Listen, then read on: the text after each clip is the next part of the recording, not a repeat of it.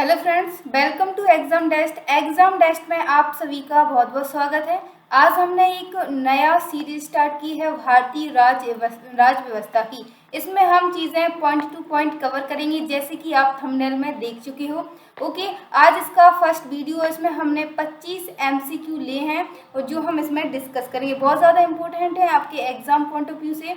कुछ चीज़ें देख लीजिए कि आपकी कंसेप्ट क्विज मास्टर क्लास चलती है कैरियर डेस्ट एकेडमी पर। इसकी लिंक आपको डिस्क्रिप्शन में मिल जाएगी। ये क्लास मेरे द्वारा कवर की जाती है, आप वहाँ से इसको जाके विजिट कर सकते हैं। और चीज़ें देखेंगे इसमें कि एक सामान्य विज्ञान का टेस्ट चलता है, ये भी आपके कैरियर डेस्ट एकेडमी पर 4 PM लाइव क्लास रहती है। इसको भी आप ज्वाइन कर लीजिए। चलिए, तो आपका जो फर्स्ट क्वेश्चन है वो आपकी स्क्रीन पर है कि संविधान सभा का गठन किया गया था।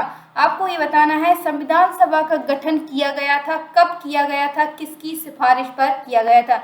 जल्दी से इसका आंसर कमेंट कर दीजिए। 5 सेकेंड्स आपके पास हैं। क्या होगा इसका सही आंसर?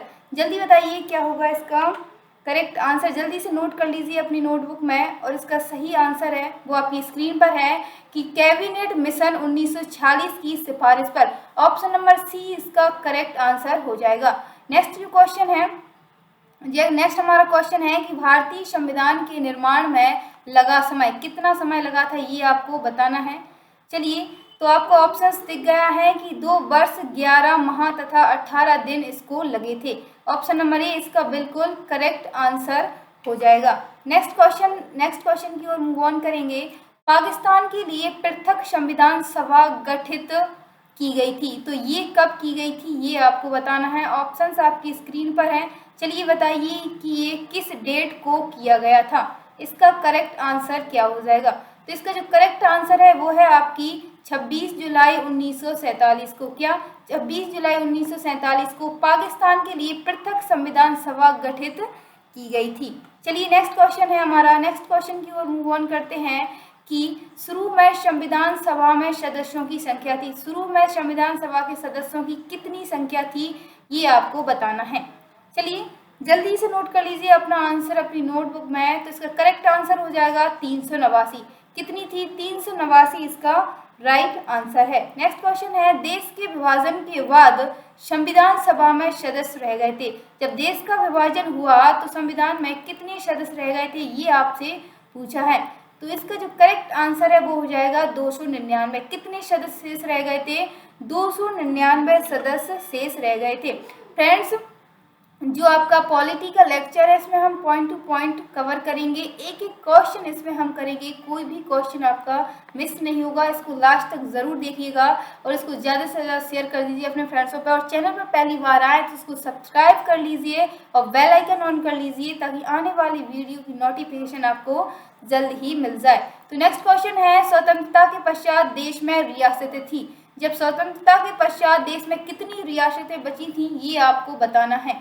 चलिए, इसका जो सही आंसर है ये हो जाएगा 542। ऑप्शन नंबर बी इसका बिल्कुल करेक्ट आंसर हो जाएगा। कितनी? 542 देशी रियासतें बची थी। ठीक है ना, ये चीज़ें आप इनका ध्यान रखेंगे। आगे क्वेश्चन है कि भारतीय संविधान की प्रकृति क्या है। भारतीय संविधान की प्रकृति क्या है ये आपको बताना है। जल्दी नोट कर लीजिए अपनी नोटबुक में इसका करेक्ट आंसर क्या होगा। चलिए, तो देखते हैं इसका सही आंसर। एकात्मक एवं संघात्मक। ऑप्शन नंबर सी इसका बिल्कुल सही आंसर हो जाएगा। कैसी प्रकृति थी भारतीय संविधान की? एकात्मक और संघात्मक इसकी प्रकृति थी। ठीक है ना। नेक्स्ट है, संविधान सभा में किस रियासत के प्रतिनिधियों ने भाग नहीं लिया था। आपको बताना है संविधान सभा में कौन से उसकी राज्य की या कौन सी रियासत थी जिसने प्रतिनिधियों में भाग नहीं लिया था। चलिए बताइए। तो इसका जो करेक्ट आंसर है ये हो जाएगा आपका हैदराबाद। हैदराबाद की रियासत ने प्रतिनिधियों में भाग नहीं लिया था। ओके, संविधान सभा की प्रथम बैठक जो कि 9 दिसंबर 1946 को हुई थी, इसकी अध्यक्षता किसने की थी ये बताना है कि संविधान सभा की प्रथम बैठक में अध्यक्षता किसने की थी। चलिए बताइए इसका सही आंसर। जी, इसका करेक्ट आंसर हो जाएगा सच्चिदानंद सिन्हा। क्या सच्चिदानंद सिन्हा इसका बिल्कुल सही आंसर है। अगला क्वेश्चन देखेंगे, संविधान सभा के अस्थायी अध्यक्ष थे। संविधान सभा के अस्थायी अध्यक्ष कौन थे बताइए। ये क्वेश्चन आपके एग्जाम में पूछे जाते हैं। मोस्ट इम्पोर्टेंट क्वेश्चन करेंगे और जितना हमें ज़रूरी है उतना ही पढ़ेंगे। चलिए बताइए, तो इसका सही आंसर हो जाएगा सच्चिदानंद सिन्हा।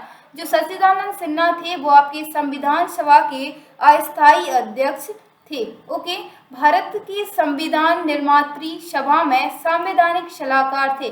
कौन थे वो संवैधानिक सलाहकार भारत की संविधान निर्मात्री सभा में? चलिए जल्दी से इसका आंसर कमेंट बॉक्स में कर लीजिए या फिर अपने एक पेज पर लिख लीजिए। तो इसका सही आंसर हो जाएगा VN राव। कौन? VN राव संवैधानिक सलाहकार थे। ओके, पॉइंट टू पॉइंट चीजें इसमें कवर करेंगे, कोई भी क्वेश्चन आपका मिस नहीं होगा। थ्योरी पढ़ने की भी कोई जरूरत नहीं है क्योंकि जिस तरीके से हम क्वेश्चन कर रहे हैं। डॉक्टर राजेंद्र प्रसाद संविधान सभा के स्थायी अध्यक्ष चुने गए, तो ये कब चुने गए ये आपको बताना है। पहली बात की संविधान सभा के जो स्थायी अध्यक्ष थे वो कौन थे? आपके डॉक्टर राजेंद्र प्रसाद थे। बट आपसे पूछा गया है कि इनको कब चुना गया था, जल्दी से बताइए कब चुना गया था। तो इनको चुना गया था 11 दिसंबर 1946। कब? 11 दिसंबर 1946 को स्थायी अध्यक्ष चुना गया था डॉक्टर राजेंद्र प्रसाद को। संविधान सभा का प्रारूप तैयार किया गया। जब संविधान सभा का प्रारूप तैयार किया गया था तो ये किसकी राय पर किया गया था ये आपको बताना है। चलिए, तो इसका करेक्ट आंसर है VN राव द्वारा। किसके द्वारा ये प्रारूप तैयार किया गया? VN राव के द्वारा ये प्रारूप इसका तैयार किया गया। अगला है प्रारूप समिति, जो कि 29 अगस्त 1947 को गठित हुई थी। इसके अध्यक्ष कौन है? चलिए, दो चीजें आपकी क्लियर हुई कि जो प्रारूप समिति इसका गठन कब हुआ था? 29 अगस्त 1947 को हुआ था। एंड आपसे पूछा है कि इसके अध्यक्ष कौन है। जल्दी बताइए इसके अध्यक्ष कौन थे। तो इसका करेक्ट आंसर हो जाएगा डॉक्टर भीमराव अंबेडकर। जो डॉक्टर भीमराव अंबेडकर थे वो प्रारूप समिति के अध्यक्ष थे। ओके, अगला क्वेश्चन है प्रथम कानून मंत्री कौन बने? आपको बताना है कि जो सर्वप्रथम कानून मंत्री बने थे वो कौन थे। जल्दी बताइए कि वो कौन थे सर्वप्रथम। तो वो थे डॉक्टर अंबेडकर। कौन थे? डॉक्टर भीमराव अंबेडकर इसका करेक्ट आंसर है। नेक्स्ट है झंडा समिति के अध्यक्ष। जितनी भी समितियां हैं इन सारी चीजें पढ़ेंगे। चलिए बताइए झंडा समिति के अध्यक्ष कौन थे। ऑप्शंस आपके शो कर रहे हैं। इसका करेक्ट आंसर हो जाएगा JB कृपलानी। जो JB कृपलानी जी थे ये आपके झंडा समिति के अध्यक्ष थे। ओके, ये चीजें आप याद रखिए या फिर नोट करते चलिए। संविधान की कुंजी किसे कहा जाता है? संविधान की कुंजी किसे कहा जाता है? ऑप्शंस है मौलिक अधिकारों को, प्रस्तावना को, संघ सूची को या फिर इनमें से कोई नहीं। तो इसका जो करेक्ट आंसर है ये हो जाएगा अपना प्रस्तावना। प्रस्तावना को क्या कहा जाता था? संविधान की कुंजी कहा जाता था। ठीक है, याद रखना इसको। नेक्स्ट क्वेश्चन है हमारा, संविधान की प्रस्तावना में धर्मनिरपेक्ष समाजवादी शब्द कब जोड़ा गया? जो आपके धर्मनिरपेक्ष और समाजवादी वर्ड थे इनको कब जोड़ा गया, किस संशोधन के द्वारा जोड़ा गया ये आपको बताना है। चलिए, तो इसका करेक्ट आंसर देखते हैं 42वां संविधान संशोधन 1976 में। कब जोड़ा गया? 42वां संविधान संशोधन 1976 में धर्मनिरपेक्ष और समाजवादी जो दो शब्द थे इनको जोड़ा गया था। अगला क्वेश्चन है, संविधान के प्रारूप पर बहस कितने दिन हुई थी? जब इसका प्रारूप तैयार किया जा रहा था संविधान का तो कितने दिन बहस हुई थी ये आपको बताना है। चलिए, क्या होगा इसका करेक्ट आंसर, जल्दी बता दीजिए। तो इसका सही आंसर है 114 दिन। कितने दिन बहस चली थी इस पर? 114 दिन बहस हुई थी। भारतीय संविधान को कब अंगीकार किया गया? मतलब भारतीय संविधान को कब स्वीकार कर लिया गया ये आपको बताना है। चलिए बताइए कि इसको कब स्वीकारा गया। तो ये स्वीकारा गया 26 नवंबर 1949 को। कितने को? 26 नवंबर 1949 को अंगीकार किया गया भारतीय संविधान। ये चीजें आप डेट इसकी याद रखिएगा। संपूर्ण संविधान कब लागू हुआ? संपूर्ण संविधान कब लागू हुआ ये आपसे पूछा है। पूर्ण रूप से इसको कब लागू कर दिया गया हमारे देश में, बताइए कब किया गया था। तो इसका करेक्ट आंसर हो जाएगा 26 जनवरी 1950। जो पहली बार पॉलिटी पढ़ रहे हैं उनके लिए बहुत आसान लगेगा क्योंकि बिल्कुल स्टार्टिंग से हम क्वेश्चन कर रहे हैं जैसे कि आपके एग्जाम में पूछा जाता है। 26 जनवरी 1950 को संपूर्ण संविधान को लागू किया गया। अगला क्वेश्चन है, भारतीय संविधान का पिता कहा जाता है, भारतीय संविधान का जनक कहा जाता है, किसे माना जाता है?